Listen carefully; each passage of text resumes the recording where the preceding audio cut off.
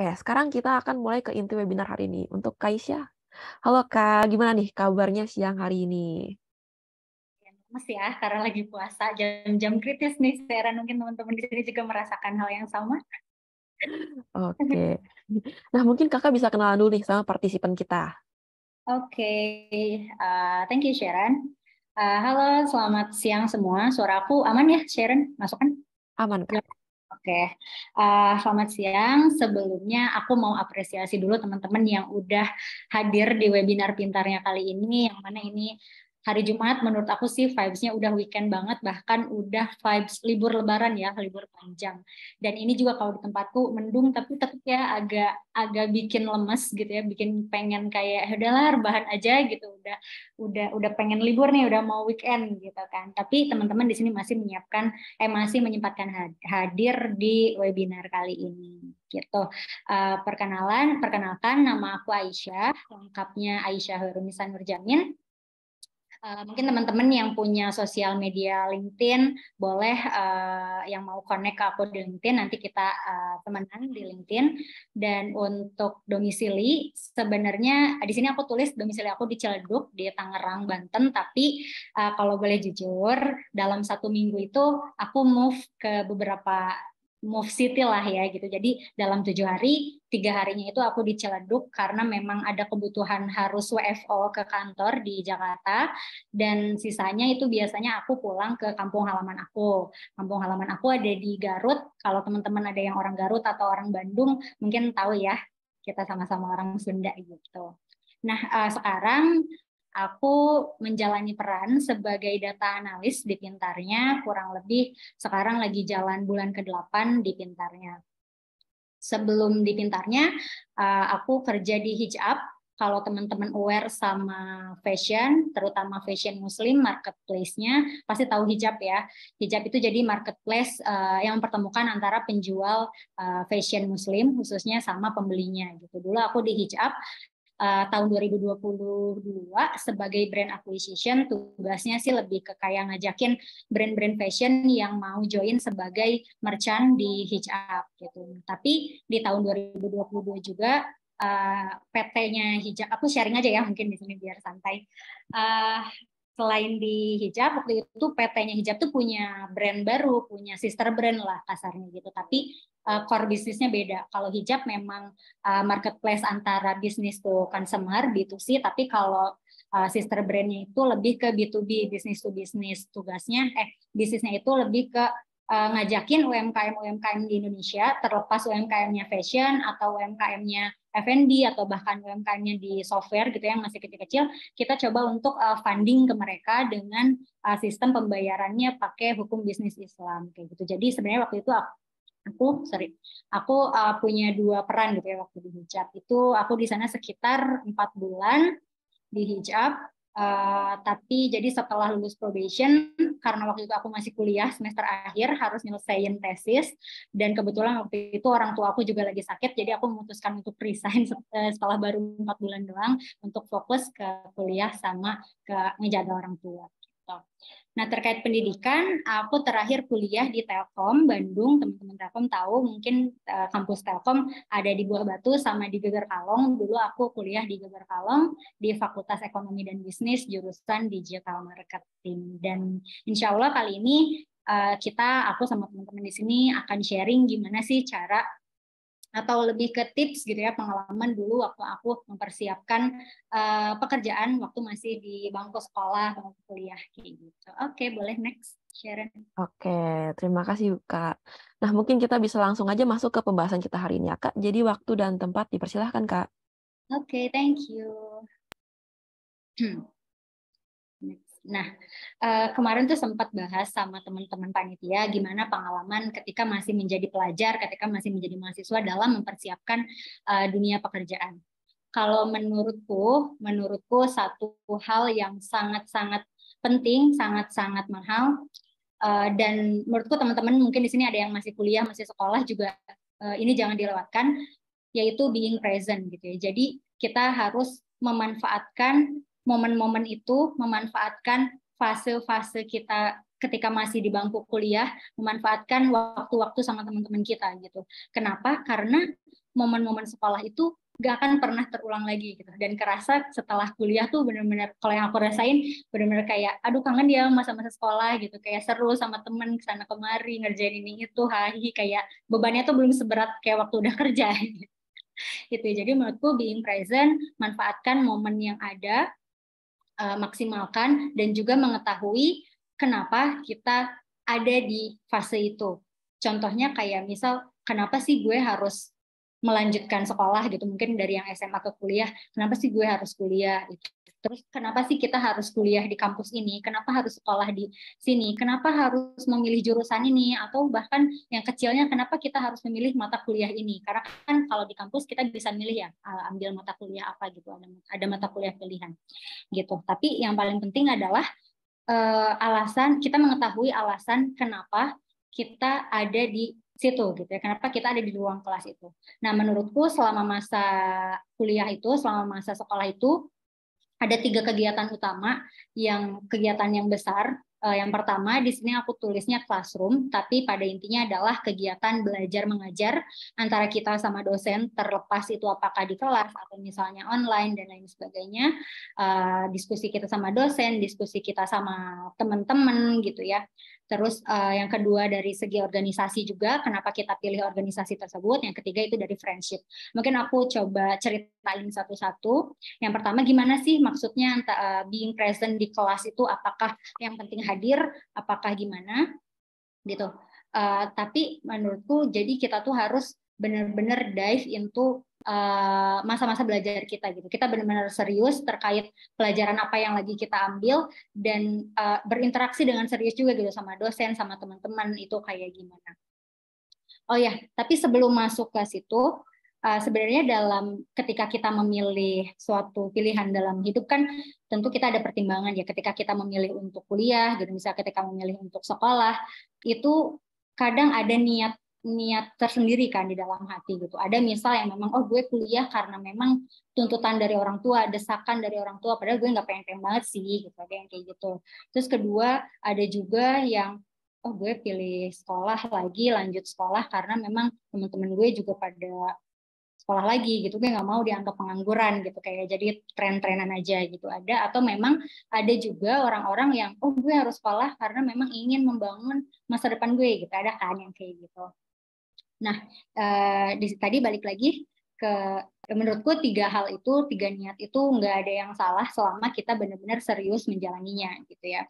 Tadi balik lagi ke masalah being present di kelas. Jadi kita memang harus harus serius gitu ya di kelas itu kayak gimana. Karena kalau misalnya kita udah tahu niat kita kenapa ada di kelas itu, kenapa kita mengambil pelajaran itu, biasanya kitanya tuh jadi lebih enjoy aja gitu, lebih happy ketika dapat tugas itu, lebih happy ketika ngerjainnya juga happy sama teman-teman kayak gimana, ketika diskus sama dosen juga happy gitu kayak gimana. Tapi pada intinya adalah manfaatkan momen ketika kita masih belajar di ruang kelas gitu, karena nanti setelah misalnya kita lulus dari sekolah itu kan kita insya Allah pasti dapat ijazah kan. Nah kalau bisa ijazah tuh bukan cuma sekadar nilainya aja gitu, bukan sekadar kualifikasinya aja, oh iya nih sarjana ekonomi misal gitu, tapi ternyata kemampuannya tuh kosong gitu. Jadi manfaatkan momen-momen sekolah itu biar kita dapat kemampuan yang nyata gitu, bukan cuma nilai aja. Nah itu untuk being present di kelas. Selanjutnya yaitu being present di organisasi. Mungkin teman-teman di sini kalau yang SMA ada OSIS gitu kan, yang kuliah ada BEM, jadi ada organisasi-organisasi internal, ada UKM gitu kan, atau ada juga organisasi eksternal kayak mungkin Karang Taruna gitu ya di rumah-rumahnya gitu. Dan itu menurutku ketika kita ada di masa sekolah itu penting untuk mengikuti organisasi gitu. Pertama kita juga perlu tahu kenapa kita memilih organisasi itu. Menurutku yang paling penting adalah kita memilih organisasi yang satu tujuan sama kita gitu. Misal kita senang berada di bidang sosial, kita senang ngajar, oh ya udah pilih organisasi di kampus yang memang mengajar gitu ya kegiatannya, atau pilih organisasi di lingkungan rumah yang kayak gitu juga gitu.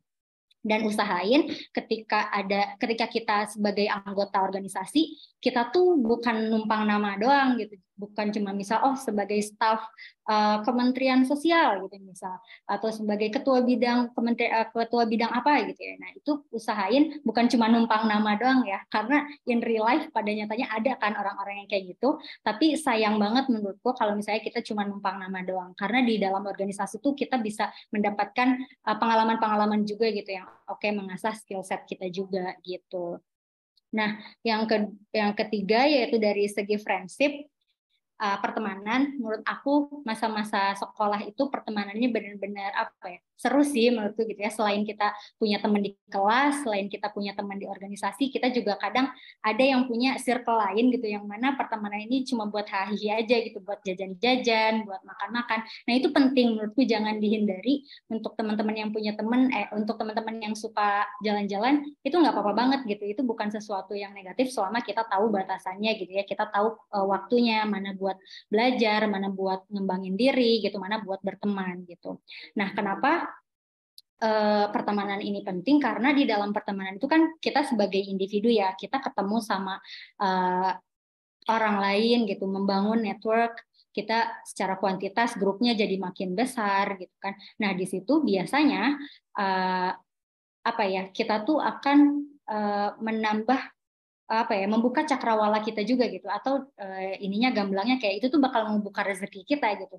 Dalam konteks ini, dalam konteks pekerjaan mungkin ada juga ya teman-teman kita yang dapat pekerjaan tuh dari lewat temennya gitu. Misal temennya itu lagi udah kerja tapi kita belum, terus si teman ini butuh orang buat ngebantuin kerjaan dia, jadi ngajak kita. Ada yang kayak gitu, atau bahkan mungkin kitanya gitu kan yang membantu orang lain, membantu teman kita buat dapat kerjaan gitu. Jadi menurutku pertemanan itu sangat penting, bukan artinya kita ngambil benefitnya doang sebagai pertemanan, tapi memang itu tuh dirasakan ada gitu ya, benefit-benefit setelah kita berteman, asal kita memilih teman yang mendukung kita untuk tumbuh gitu ya.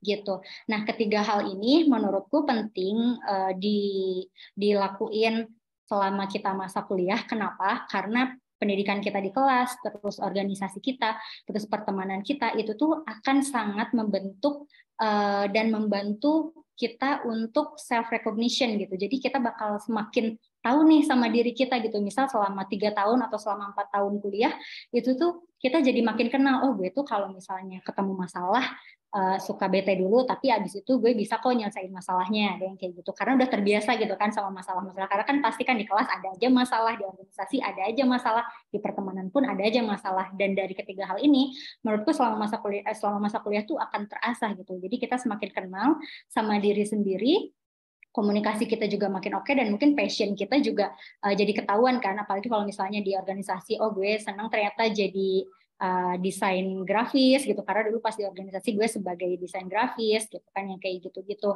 Jadi kita bisa menemukan passion kita juga selama masa sekolah gitu, yang itu mungkin akan membantu kita untuk menentukan oh kita tuh maunya kerja di bidang apa sih gitu ya. Walaupun sebenarnya kalau ngikutin passion in real life, in real situation, sebenarnya nggak selalu ya kita tuh kerja sesuai sama passion kita, karena kan dalam kehidupan banyak variabel-variabel lain yang menentukan kenapa kita memilih untuk bekerja di sini atau di sana kayak gitu ya.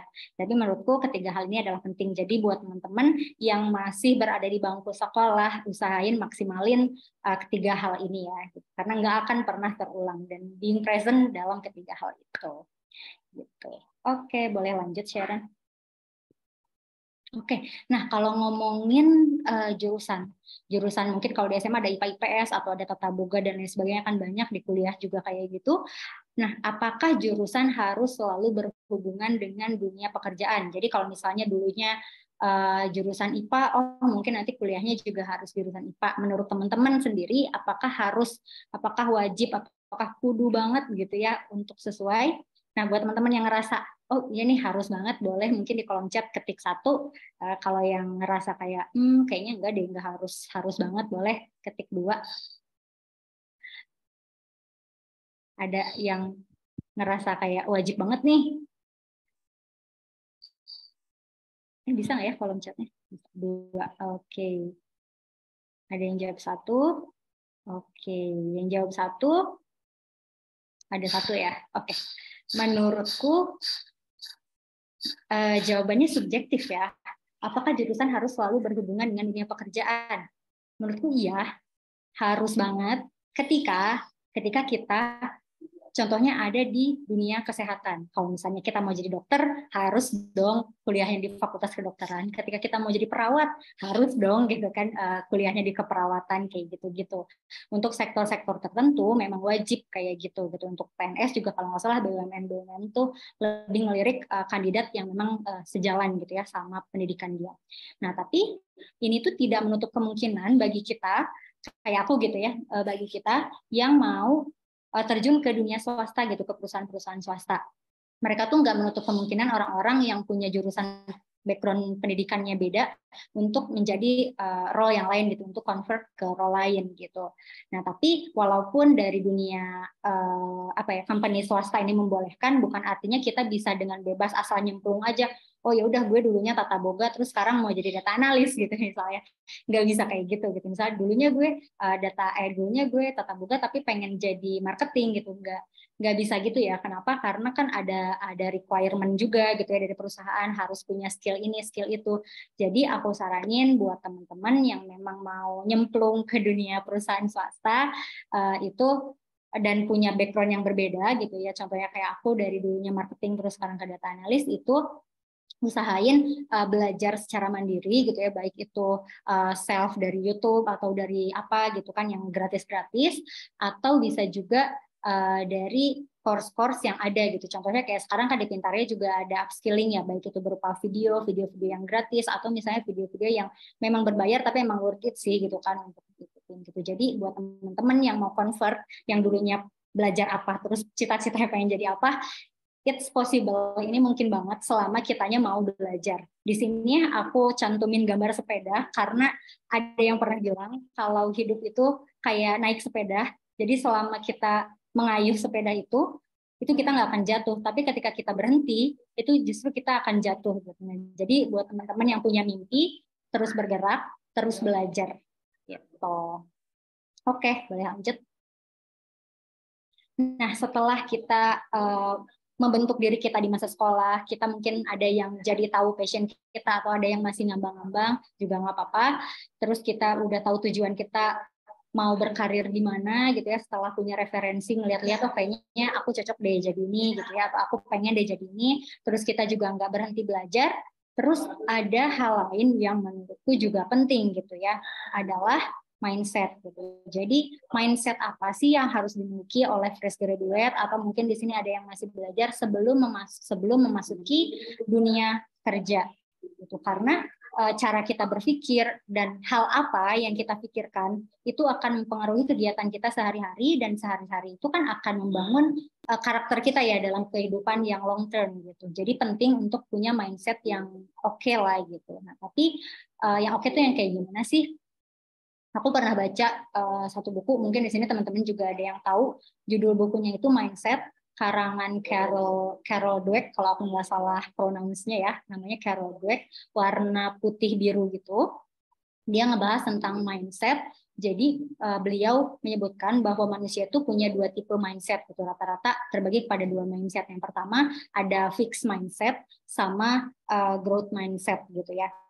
Nah, di sini aku cantumin studi kasus dari beliau di bukunya, kurang lebih kayak gini. Kita coba role play ya gitu. Pada suatu hari, misal kita menghadiri suatu kelas, suatu mata kuliah yang emang benar-benar kita tuh sangat suka sama mata kuliah itu, dan ketika ujian tuh kita kayak pede, oh bakal nih gue dapat nilai yang oke gitu, dapat A. Tapi ternyata pada hari itu pas pengumuman hasil UTS gitu ya, hasil UTS, kita tuh ternyata dapat nilai C gitu. Dan kita tuh jadi ngerasa sedih banget, dan kayak emang gue nggak bisa nih gitu kan ternyata mata kuliah ini. Dan pas sorenya juga ternyata kita kena apes gitu pas pulang dari sekolah gitu kan, entah itu misalkan kena tilang atau misal dompet hilang atau apalah gitu ya di perjalanan. Dan kita karena ngerasa down banget, kita akhirnya nelpon teman kita nih, kita nelpon bestie kita, bestie gitu ya. Pas habis gitu, pas kita coba nelpon bestie kita, nelpon teman kita buat curhat lah seenggaknya gitu ya, atau gimana untuk, apalagi kalau perempuannya biasanya seneng gitu kan, bukan seneng, lebih ke kayak biar meredam emosi, butuh curhat gitu kan ke teman. Ternyata teman kita nih nggak bisa angkat teleponnya gitu, entah itu sibuk atau gimana gitu kan. Nah, ketika suatu rangkaian kejadian itu terjadi di hari-hari kamu, aku coba tanya, apa yang kamu pikirkan? Apa yang kamu rasakan dan apa yang akan kamu lakukan. Apakah ngerasa sedih, kesel, benci sama diri sendiri, atau bahkan nyalahin orang lain, kesel sama teman kita, ih kok nggak ngangkat sih, ih kok nggak pengertian banget sih, apakah gitu? Atau misalnya menerima kayak ya udah nggak apa-apa gitu. Oke. Ih seru ya pada aktif, padahal lagi bulan puasa nih. Marah sih Kak, tapi mungkin pas hari terjadi aja kita kecewa, stay positif, mikir mungkin dia lagi ada urusan yang lebih penting. Menurut saya sih jangan terlalu tergantung dengan kata teman, karena teman itu punya kesibukan masing-masing. Benci diri sendiri, kesel banget, kalau aku sabar banget sih. Oke, jujur aku juga kadang dulu pernah ya mengalami kayak kesel sama diri sendiri, dan ketika ada suatu rangkaian kejadian yang negatif, kasarnya gitu ya, di mata kita ini negatif, itu tuh wajar banget kalau misalnya kita ngerasa sedih gitu kan, karena kan hal hari-hari yang kita anggap sebagai bakal bisa lancar gitu, ternyata malah berjalan kayak gini. Itu nggak apa-apa, itu manusiawi merasakan sedih kan. Manusia mana sih yang nggak sedih gitu ketika dapat ujian, tapi akan lebih baik kalau misalnya kita bisa menerima hal itu dan cepat-cepat bangkit terus mulai memperbaiki. Nah, kalau balik lagi ke buku yang tadi, karangan Carol Dweck itu, beliau bilang ketika menghadapi suatu masalah, orang itu bakal kelihatan mindset dia tuh kayak gimana. Apakah dia punya fixed mindset atau growth mindset gitu. Nah, untuk teman-teman, untuk teman-teman, bukan. Maksudnya untuk orang-orang yang punya fixed mindset itu ketika dihadapkan dengan kondisi kayak gini, biasanya mereka itu marah-marah doang, atau kesal doang, atau benci sama diri sendiri, atau nyalahin orang lain, tapi mereka nggak berusaha untuk memperbaiki dirinya gitu. Mereka lebih ke kayak, oke, gue terima gue kayak gini, nilai gue C, nilai gue minus atau apa, karena emang gue orangnya begini gitu, gue nggak mau berubah. Nah itu yang dirasa kurang tepat kalau menurut Carol Dweck. Jadi sebaiknya ketika kita dihadapkan, ambil hikmahnya aja, mantap. Karena ambil kembalian hanya di warung. Gitu receh. Bener ambil hikmahnya. Terus kalau untuk growth mindset itu, kalau menurut Carol Dweck tadi di bukunya adalah kita menerima, dan kita pun mau belajar untuk bertumbuh gitu, memperbaiki. Misalnya kayak, oh kenapa nih aku dapat nilai kurang bagus di mata kuliah ini, ternyata aku agak teledor, aku nggak baca pertanyaan, nggak baca soalnya dengan baik gitu. Atau misal kenapa kita kena tilang, kenapa kita jatuh dari motor atau di angkot gitu ya, itu mungkin karena aku pakai sepatu yang salah, licin, buru-buru, hati aku juga lagi nggak karuan gitu. Terus ke teman juga tadi, bener ya, teman juga kan punya kehidupannya masing-masing, dia nggak ngangkat telepon kita, dia nggak balas chat kita, mungkin aja dia juga lagi sibuk, atau jangan-jangan dia juga sedang mengalami hari yang jauh lebih buruk dari kita gitu kan. Jadi jangan sampai kita menyalahkan orang lain, kita terima kejadian-kejadian ini dan kita berusaha perbaiki apa yang bisa kita perbaiki gitu. Jadi ada baiknya kita, jadi nggak salah sih sekarang kalau misalnya kita punya fixed mindset, itu wajar banget, tapi kalau menurut Carol Dweck itu tuh bisa diubah gitu, bisa diubah menjadi punya growth mindset gitu, positive thinking gitu. Iya, positive thinking, tapi jangan diem aja ya, tapi memang harus ada perbaikan gitu. Oke, lanjut. Nah, di sini kalau yang sebelah kiri, ini contohnya orang-orang yang punya fixed mindset. Dia menganggap bahwa dirinya gagal, dirinya ceroboh, temennya tuh nggak peduli sama dia pecundang, dia pokoknya down banget. Dia sampai ngerasa kayak gara-gara nilai C doang nih, dia langsung ngerasa, wah hidup ini nggak adil, Tuhan ini nggak adil gitu, semua aku sia-sia, ada yang sampai kayak gitu. Dan di sebelah kanan adalah contoh gambaran dari orang-orang yang punya growth mindset gitu. Aku harus berusaha lebih keras di kelas, lebih hati-hati ketika berkendara, dan mungkin saja temanku sedang mengalami hari yang buruk gitu. Jadi kita cobain, kita sama-sama belajar gimana caranya biar bisa punya mindset yang growth gitu ya. Kenapa? Karena di dunia pekerjaan pun gitu. Jadi ketika kita kerja, nggak selamanya hari-hari kita tuh mulus terus itu. Kadang misal teman kita tuh nggak sesuai ekspektasi, kita pengennya dia gini, ternyata gini. Atasan kita kebayangnya tuh misal atasan kita tuh bakal ngebantuin, ternyata enggak. Atau misal dari divisi lain ternyata ada yang nyebelin gitu kan. Dan itu tuh kayak, ya masalah tuh akan selalu ada gitu. Jadi makanya mindset ini harus kita latih gitu, kayak gimana dalam cara kita menghadapi masalah sehari-hari kayak gitu.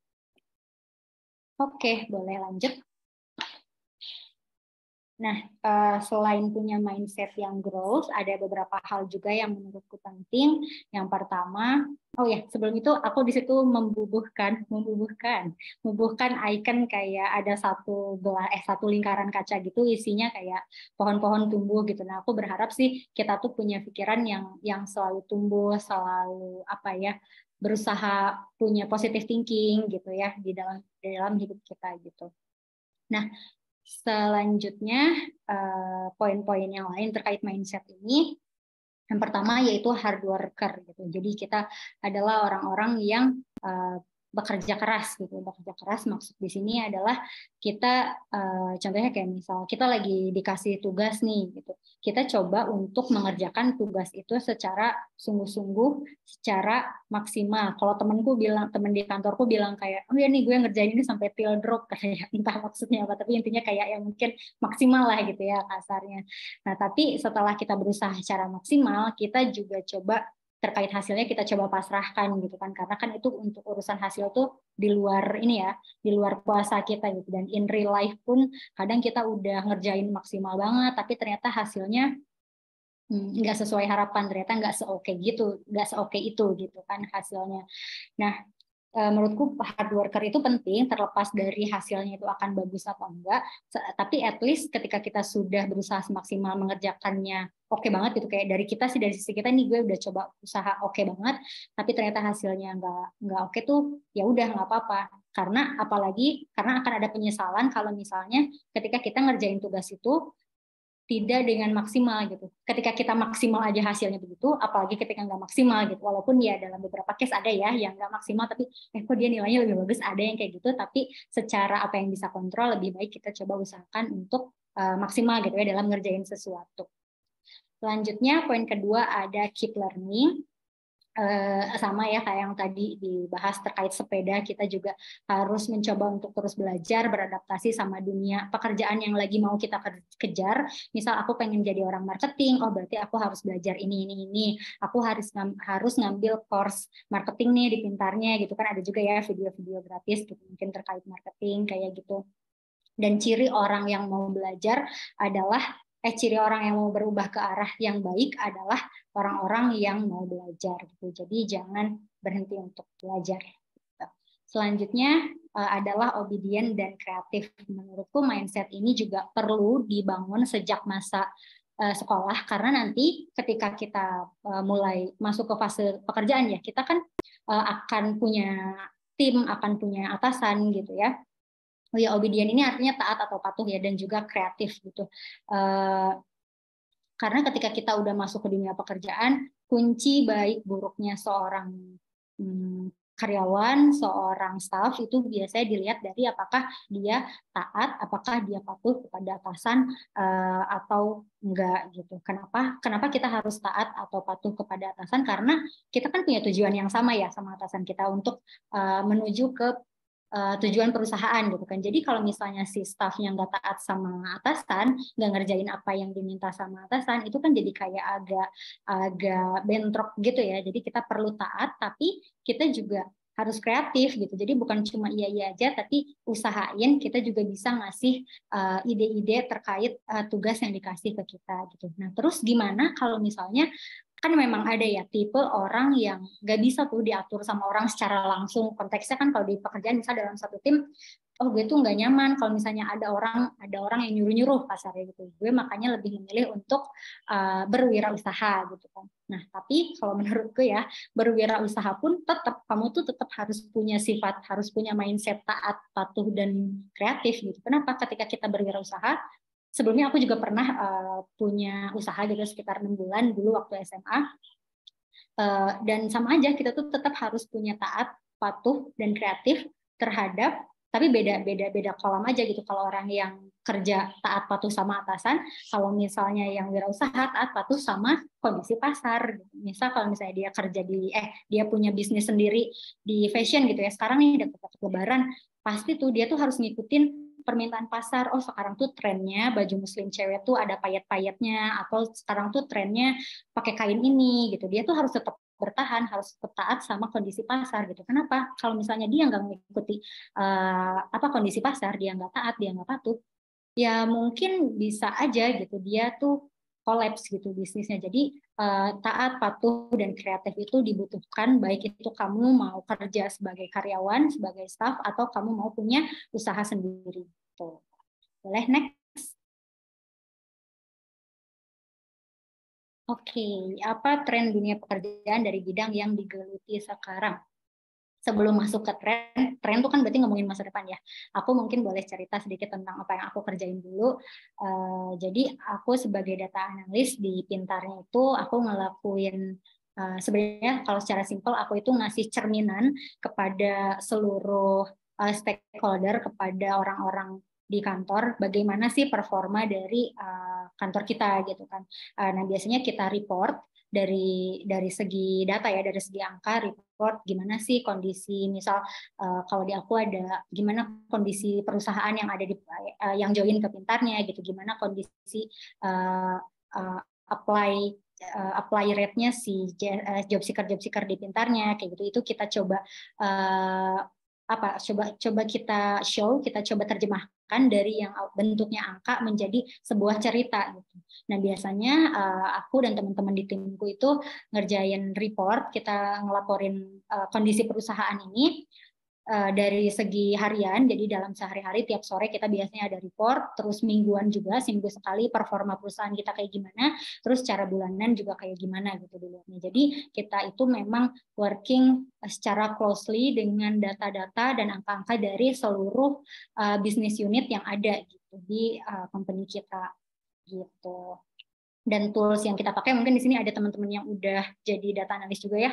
Kalau di kita biasanya untuk visualisasi pakai Google Data Studio atau Looker, terus ya biasanya pakai itu dan Google Spreadsheet juga gitu. Nah terus apa sih tren yang sekarang lagi ada gitu ya di data analis ini? Aku rangkum dari beberapa artikel terkait tren yang memang katanya akan terjadi atau sedang ongoing terjadi di dunia data analis gitu. Yang pertama ada data democratization, di mana jadi sekarang itu data itu sudah sebaiknya bisa diakses oleh semua, nggak semua sih, tapi oleh banyak orang di perusahaan kita gitu ya. Jadi orang-orang mengambil decision itu based on data, dan caranya adalah karena kan nggak semua orang bisa ngerti baca data, gimana cara narik data dari back end gitu kan. Nah di sini data democratization artinya kita bisa ngasih akses data ke orang-orang yang nggak begitu paham terkait teknis data. Toolsnya apa? Contohnya tadi kayak misal Google Data Studio atau sekarang disebutnya Looker. Jadi setelah kalau case-nya di timku, jadi kita siapin dulu si Looker-nya kayak gimana, tabel-tabelnya kayak gimana, terus nanti orang-orang bisa ngacu ke Google Data Studio itu, ke Looker itu. Gitu. Nah, yang kedua, di sini ada AI atau Artificial Intelligence, di mana si AI ini, kalau yang aku baca, dia jadi bisa ngebantu orang-orang yang nggak terlalu paham terkait coding, karena kan kalau data analis dekat juga ya sama coding, walaupun nggak harus sehebat data scientist, tapi AI ini bisa ngebantu kita untuk bikin codingan gitu. Nah selanjutnya yang ketiga ada data as service atau di sini di AES. Di sini juga kita jadi bisa dibantu untuk melakukan simple analisis gitu, bisa pakai good data, buat BI sama price look. Selanjutnya terkait data governance, jadi dari kita, dari orang-orang yang emang handle data juga perlu ada aturan-aturan yang harus ditaati, misal kayak tidak boleh menyalahgunakan data dan lain sebagainya, itu harus tetap kita patuhi gitu aturan. Selanjutnya yang terakhir ada IoT sama real time data. Jadi sekarang tuh pengambilan data bisa dilakukan secara cepat ya. Data contohnya tuh kayak misal Google Maps gitu kan, dengan penggunaan Google Maps kita itu bisa tahu jalan mana sih yang lagi macet gitu. Apalagi nih deket-deket waktu buka gitu. Oh berarti aku nggak boleh nih jajan ke sini karena lagi merah banget di Google Maps. Nah jadi intinya IoT dan real time data ini bisa kita pakai untuk menentukan decision yang mau kita ambil. Kalau di perusahaan pasti untuk decision, keputusan-keputusan yang gede. Kurang lebih itu untuk tren yang sekarang lagi happening gitu ya di data analis. Boleh lanjut. Nah, selanjutnya kesalahan apa sih yang biasanya mahasiswa atau fresh graduate lakuin ketika mereka lagi memulai karir? Ini sebenarnya apa yang aku sama teman-teman dekatku rasain sih ya. Yang pertama yaitu merasa cukup puas dengan prestasi akademik. Jadi untuk teman-teman yang punya nilai tinggi, ataupun ya nilai berapapun, perlu hati-hati sih gitu ya ketika kita misal oh ya udah gue emang pintar gitu. Nah itu tuh nilai tuh nggak menjamin sama sekali gitu loh di dunia pekerjaan. Ada juga orang-orang yang misal dulu pas di sekolah perasaan dia pintar banget, tapi ternyata di kerjaan kondisinya berkata lain gitu kan. Jadi jangan merasa puas ketika kita punya prestasi akademik, kita harus tetap belajar lagi improve diri kita gitu. Nah, selanjutnya kesalahan yang umum biasanya terjadi yaitu terlalu pemilih dalam menentukan perusahaan untuk dilamar. Aku tahu memilih perusahaan itu penting banget apalagi zaman-zaman sekarang ya. Banyak juga perusahaan-perusahaan penipuan yang mengatasnamakan nama company lain tapi ternyata bodong gitu ya.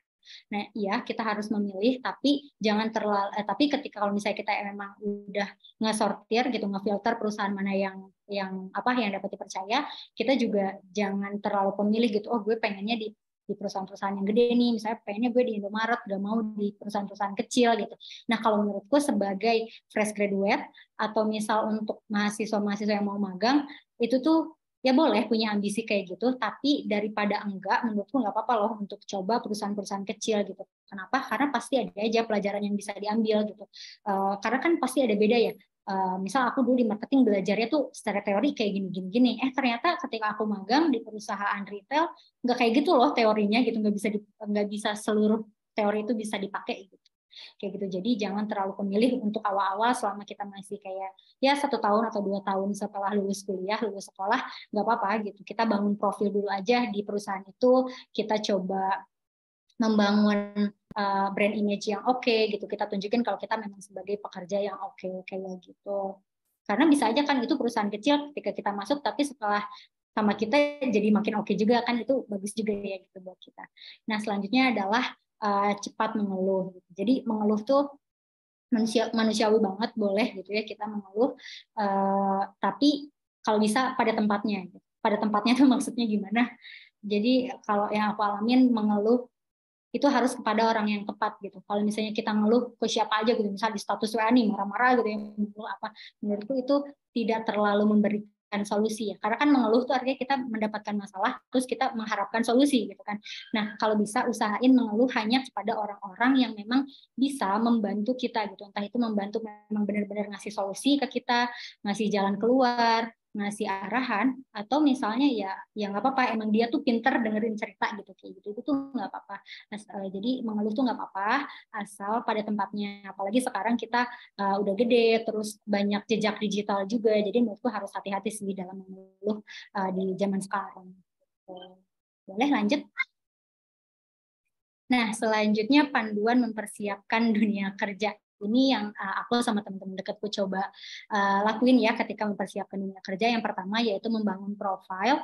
Jadi ya memang kita harus punya profil yang usahain ada pengalamannya lah gitu. Misal pengalaman kalau misalnya waktu sekolah ya dulu pernah ikut organisasi apapun, itu cobain dicantumin juga gitu ya ke profil kita. Terus maksudnya tuh membangun profil baik secara tertulis di CV kita harus kayak gimana, ataupun membangun profil ke lingkungan sekitar kita dalam kehidupan nyata gitu ya. Misal oh ya emang dia mah orangnya bisa diajak bicara, bisa diajak diskusi, seru gitu. Kalau sama dia ketemu masalah pasti nyari solusi kayak gitu-gitu. Itu menurutku penting. Dan ini tuh membangun profil bukannya kita jaga image biar dibilang baik, enggak gitu ya. Bukan dibilang baik, tapi untuk menjadi orang baik. Gitu. Siapa sih yang nggak mau jadi orang baik?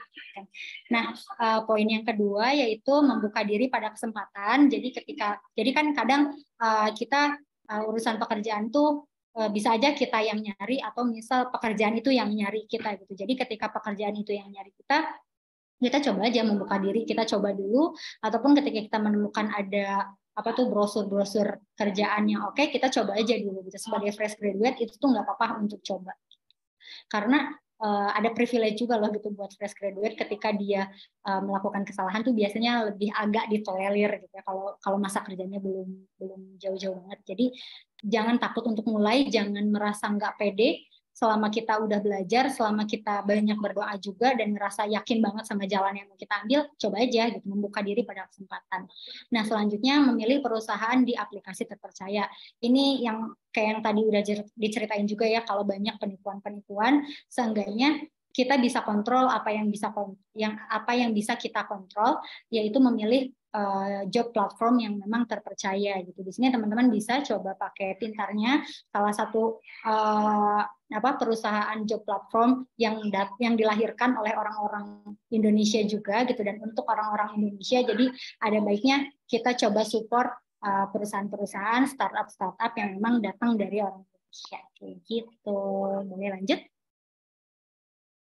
Motivasi, ini sebenarnya lebih ke motivasi diri aku sendiri juga ya, karena kita selalu butuh motivasi, butuh semangat. Yang pertama yaitu husnuzon. Husnuzon ini aku ambil dari bahasa Arab, artinya husnuzon itu kita harus selalu punya prasangka yang baik gitu ya. Prasangka yang baik ini bukan artinya kita selalu menganggap semua hal itu positif-positif aja gitu. Kalau emang kita salah, ya emang kita salah gitu. Bukan artinya kita harus memandang kayak gitu, tapi lebih ke kayak kalau misalnya kita mendapatkan suatu kondisi dalam satu hari itu kondisi yang kurang baik, kita tuh usahain punya pandangan yang baik. Oh mungkin Allah lagi nguji kita supaya kita mau belajar terkait sabar, mungkin mau nguji kita terkait apa kayak gitu. Jadi usahain kita punya pandangan yang hasan gitu ya, yang baik. Nah selanjutnya yaitu keep trying. Jadi untuk teman-teman yang punya impian, yang punya tujuan pengen kerja di mana, pengen kerja sebagai apa, terus coba. Dan kalaupun misalnya memang gagal setelah berkali-kali coba belum dapat mulu, ya mungkin memang itu artinya kita harus coba ke hal lain juga. Jadi tetap membuka diri selama kita masih punya waktu, masih punya kesempatan, dan layak untuk dicoba, coba aja. Dan poin yang ketiga yaitu the start button is on you. Jadi untuk teman-teman, nggak ada yang bisa ngejalanin kehidupan kita, alur cerita kita selain diri kita sendiri. Kalau misalnya kita mau mulai, maka mimpi kita juga akan dimulai. Tapi kalau misalnya kitanya mager untuk mulai, ya nggak akan mulai-mulai. Jadi tombol start, tombol mulai itu ada di diri kita. Nah, selanjutnya poin terakhir, aku mau ingetin, aku mau sama-sama saling belajar juga di tengah banyaknya informasi yang kita terima gitu ya. Apalagi yang aku rasain sih dulu waktu masih baru-baru lulus, kayak ngelihat di sosial media gitu ya, teman-teman ada yang udah kerja, ada yang udah ini, ada yang udah itu tuh bikin gak fokus gitu. Bagus sih kalau misalnya itu bisa memotivasi kita kayak, oh dia aja bisa kerja, gue juga harus coba dong cari kerja di mana gitu. Gue juga harus coba dong bangun usaha apa kayak gitu, itu nggak apa-apa. Tapi kalau yang aku rasain justru dulu tuh malah minder gitu, malah jadi nggak percaya diri aja gitu ketika ngelihat teman-teman di sosmed gitu ya khususnya. Nah jadi menurutku it doesn't matter what are they doing, nggak penting apa yang lagi teman-teman kita kerjain, yang penting itu apa yang kita kerjain hari ini gitu. Dan jangan diantar-antar gitu. Mungkin itu dari sharing-sharing dari aku. Boleh mungkin teman-teman kalau ada yang mau sharing-sharing juga. Oke, terima kasih Kak atas materinya. Nah, sekarang kita akan masuk ke sesi Q&A ya Kak. Pertanyaannya udah aku pilih dan aku bakal kirim ke kolom chat ya Kak. Oke. Pertanyaan pertama ada dari Kak Aulia. Hai Kak, bagaimana cara kita sebagai mahasiswa untuk mengatur waktu agar bekerja dan kuliah sama-sama berjalan dengan lancar dan kuliah tidak terganggu? Terima kasih. Oke, terima kasih Aulia atas pertanyaannya. Gimana sih cara kita mengatur waktu sebagai mahasiswa dan bekerja biar ketika kuliah sama-sama lancar gitu ya. Jadi kuliah oke, di kerjaan juga oke. Menurutku kita perlu ada yang pertama ada plot waktu dulu. Misal kuliah kan itu kita ada jam-jamnya ya, misal cuma hari Senin sampai hari Rabu aja. Nah artinya dengan kayak gitu, kan kalau kuliah tuh ada batas waktunya ya, cuma 4 tahun atau misal maksimal 7 tahun. Artinya kalau menurutku kita harus memprioritaskan kuliah dulu gitu, regardless kalau misalnya kita nggak ada tanggung jawab ekonomi ke keluarga atau apa, menurutku coba prioritaskan kuliah dulu. Misal kita lihat jadwal kuliah dalam 1 minggu itu cuma 3 hari atau 4 hari, maka di sisa hari dari 1 minggu itu kita bisa memilih pekerjaan yang memang bisa fleksibel gitu sama waktu kuliah kita kayak gitu. Jadi tentuin prioritasnya, plot waktunya, dan usahain jangan menunda-nunda tugas. Berarti kalau kayak gitu jangan menunda-nunda tugas kuliah diantar-antar. Jadi kalau misalnya waktunya untuk kuliah, ya udah kuliah, dan di luar jam kuliah kalau misalnya ada tugas ya udah ngerjain tugas, abis itu kerja gitu. Jadi menurutku kalau untuk sebagai mahasiswa jangan dulu pilih full time, pilih dulu mungkin yang part time dulu ya, itu mungkin biar kuliah selesai abis itu kerjaan juga oke. Jangan sampai kerjaan oke tapi kuliah nggak selesai kan sayang ya, soalnya kenapa, kuliah kan harus bayar gitu, kita jadi kayak iya kita dapat gaji dari kantor, tapi kita juga harus bayar ke kampus, kan itu sayang banget. Jadi kita jadi kayak mendonasikan gaji kita aja gitu. Jadi mungkin bisa prioritaskan kuliah dulu terus pilih pekerjaan yang fleksibel gitu. Thank you Aulia, semangat.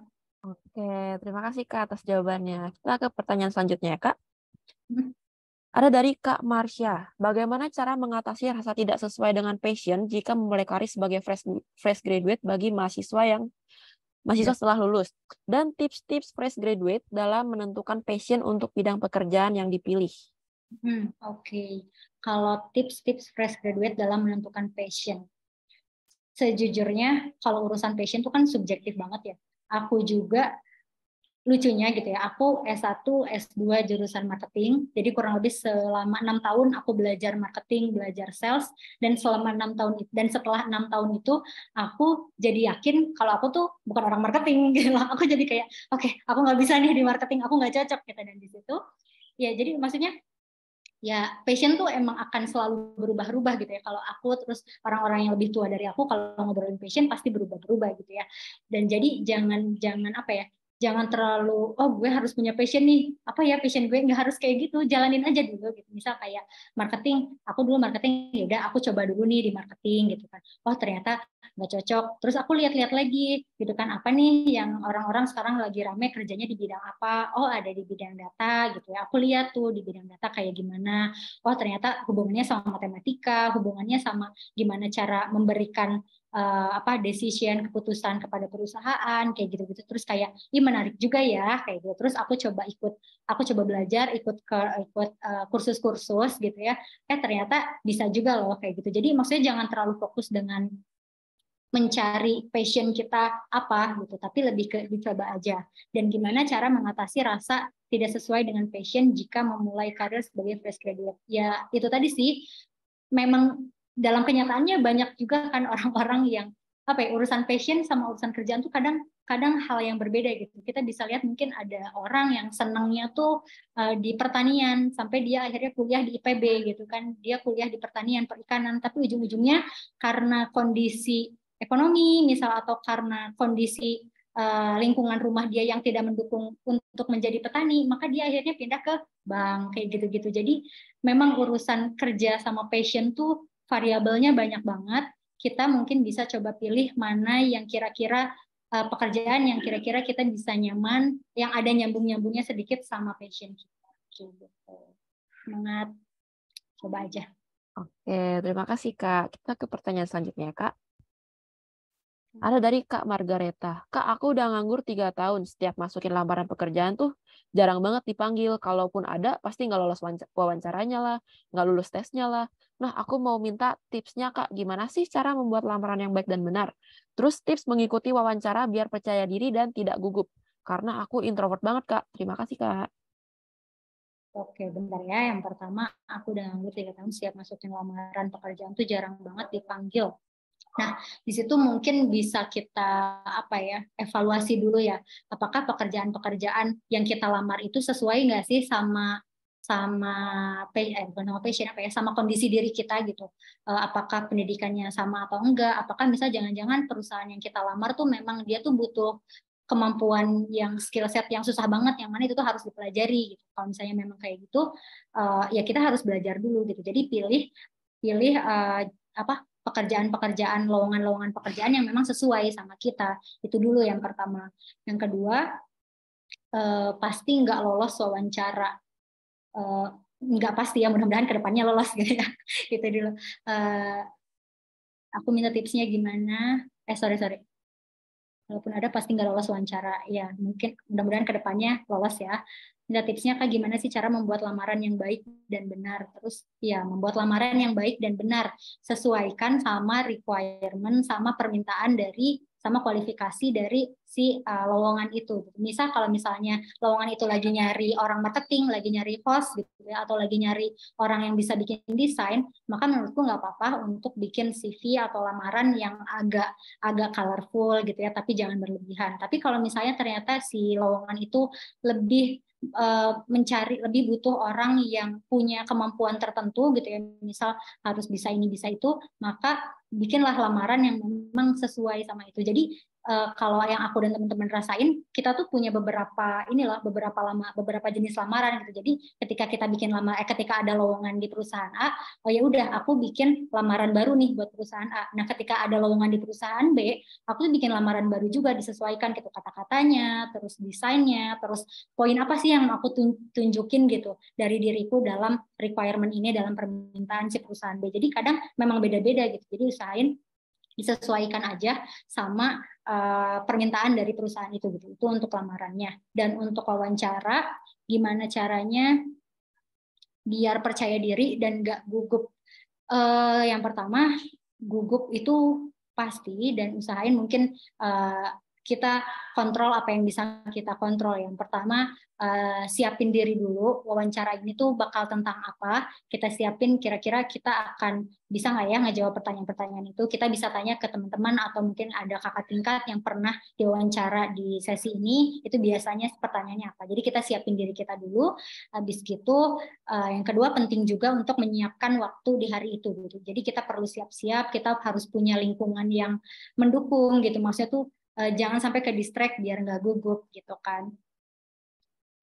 Terus karena aku introvert banget Kak gitu. Nah, sebuah fun fact untuk orang-orang introvert gitu ya di dunia pekerjaan, jangan khawatir karena sejujurnya orang introvert itu di dunia pekerjaan tuh nggak apa-apa gitu. Kenapa? Karena hubungan yang terjadi di dunia pekerjaan di kantor itu kita tuh kasarnya sih lebih ke kayak transaksional gitu. Jadi kan biasanya kalau di sini mungkin dianggap introvert itu orang-orang yang nggak terlalu suka ngobrol hahi kesana kemari gitu secukupnya.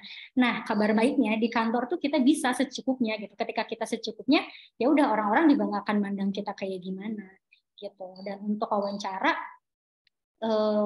mau nggak mau sih kalau misalnya introvertnya di sini dipahami sebagai orang yang sedikit bicara, wawancara mau nggak mau kita harus bisa menunjukkan kemampuan diri kita gitu dengan belajar tanpa harus mengubah diri kita ya dulu misal aku nih introvert aku nggak bisa wawancara, nggak bisa loh gitu. Urusan wawancara, urusan bicara tuh bisa dilatih gitu. Dan kebetulan kalau nggak salah di Pinterest juga ada ya tips-tips untuk wawancara kayak gimana, nanti bisa cari-cari di aplikasi gitu. Good luck, jangan putus semangat, terus berdoa dan usaha.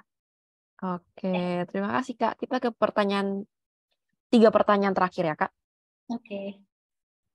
Dari Kak Muhammad Fadilah.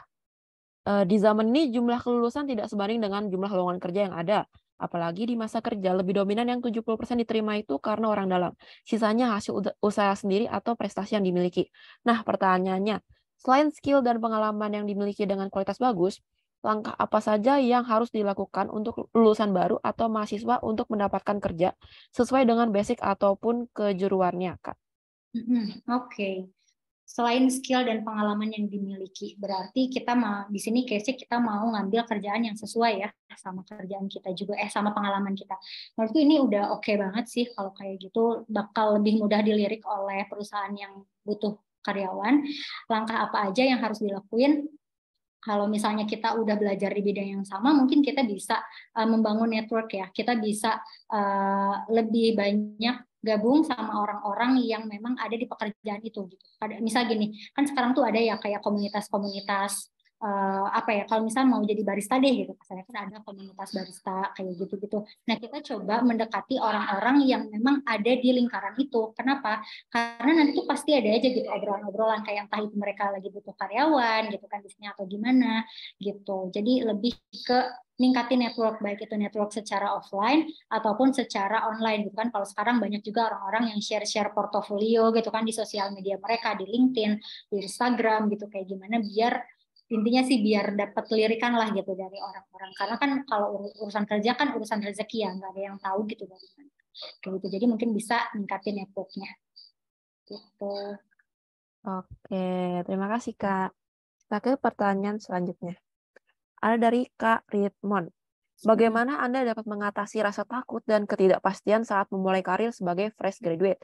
Dan bagaimana Anda dapat mengembangkan kepercayaan diri yang diperlukan untuk mengambil inisiatif dan tindakan yang tepat dalam menghadapi tantangan di tempat kerja? Oke, yang pertama, mengatasi rasa takut dan ketidakpastian saat memulai karir. Sebenarnya kalau yang aku rasain, rasa takut itu cuma ada di pikiran kita. Kalau kata Kunto Aji, di sini ada yang tahu Kunto Aji, di Twitternya Kunto Aji pernah nge-tweet, kadang yang lebih jahat ke diri sendiri itu justru pikiran kita gitu. Kadang kita yang bikin, kadang kita tuh mikir kayak, aduh takut, kenapa takut? Oh karena nggak bisa ternyata gitu kan. Oh ya udah kalau gitu coba dong biar bisa kayak gitu. Jadi mengatasi rasa takut itu adalah dengan melawan rasa takut itu, mengatasi rasa takut itu gitu. Misal karena takut karena nggak bisa, takut karena kurang mampu, ya udah gimana caranya biar mampu, biar si takut itu hilang gitu. Dan usahain kalau misalnya kita udah berusaha untuk menghilangkan rasa takut itu, mengatasi rasa takut itu, jangan sampai kita membuli diri kita sendiri gitu. Kayak gue mah emang nggak bisa, jangan sampai kayak gitu gitu. Jangan jahat sama diri sendiri gitu. Itu untuk fresh graduate emang kadang ada perasaan-perasaan takut, ada perasaan-perasaan kayak banyak banget nih saingannya kayak gitu. Terus bagaimana Anda dapat mengembangkan kepercayaan diri yang diperlukan untuk mengambil inisiatif dan tindakan yang tepat. Untuk membangun kepercayaan diri dan mengambil inisiatif yang diperlukan, tindakan yang diperlukan itu kalau yang aku lalui secara pribadi sih banyak-banyak ngobrol ya, banyak-banyak ngobrol sama orang-orang yang ada di tempat kerja kita gitu. Jadi biasanya sih jadi kita tanya kayak biasanya orang-orang di tempat kerja kita tuh kayak gimana sih workflow-nya, kerjanya kayak gimana. Oh ternyata bisa kita tahu ternyata kayak gitu kerjanya. Nah biasanya itu tuh kita jadi bisa menyesuaikan. Setelah kita menyesuaikan biasanya lahirlah gitu sih kepercayaan diri kita gitu sih. Dan untuk mengambil inisiatif di tempat kerja tentu kita harus punya inisiatif yang sejalan sama apa yang perusahaan kita mau tuju gitu. Jangan sampai. Jadi biar dapat inisiatif ya kita harus ngobrol sama orang-orang yang berpengaruh gitu di tempat kerja kita. Gitu. Semangat. Terima kasih Kak. Sekarang kita ke pertanyaan terakhir ya Kak. Oke, ada dari Kak Azahra.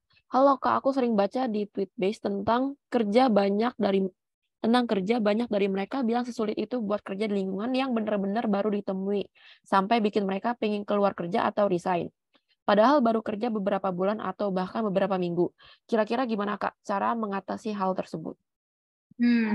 Oke. Sebenarnya kalau ini tuh tergantung kerjaannya ya, kayak gimana. Jangan-jangan memang maksudnya alasan kenapa mereka langsung resign itu jangan-jangan memang di kantor itu ada harassment gitu, ada sesuatu yang mengganggu si orang-orang ini, si pekerja-pekerja ini, makanya dia mau resign. Kalau misalnya memang alasannya jelas karena hal yang nggak bisa ditolerir, ya menurutku wajar gitu mereka resign. Tapi kalau misalnya resign karena hal-hal kecil gitu ya, kayak misal dimarahin atasan kayak gitu, nggak kecil sih sebenarnya itu.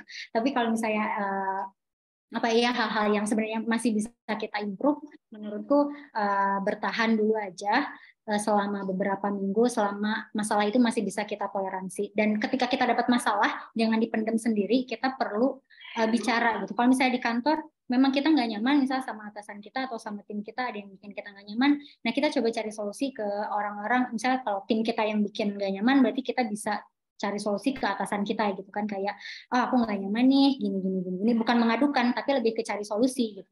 Gimana ya, intinya sih lebih biar kita bertahan juga di perusahaan itu gitu. Bukan resign tuh bukan karena kitanya yang nggak perform gitu, bukan karena kitanya yang jelek gitu, tapi memang ada serangan dari luar lah kasarnya gitu. Tapi itu harus dipastiin kayak gitu dulu, kecuali jangan sampai kita resign hanya karena hal-hal sepele lah gitu. Jadi ketika dapat masalah, coba identifikasi dulu apakah masalah ini besar atau kecil, apakah bisa diatasi atau enggak. Gitu sih menurutku. Oke, terima kasih Kak. Nah, pertanyaan Kak Azhar menjadi pertanyaan terakhir kita di sesi Q&A hari ini ya Kak. Karena mengikat waktu juga nih, nggak mungkin ya kita bisa jawab lebih dari 38 pertanyaan.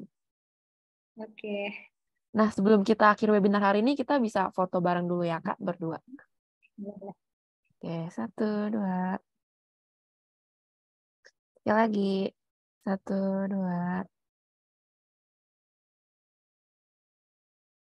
Oke, terima kasih banyak Kak Isya untuk materinya dan jawabannya. Semoga bisa bermanfaat nih buat partisipan kita hari ini.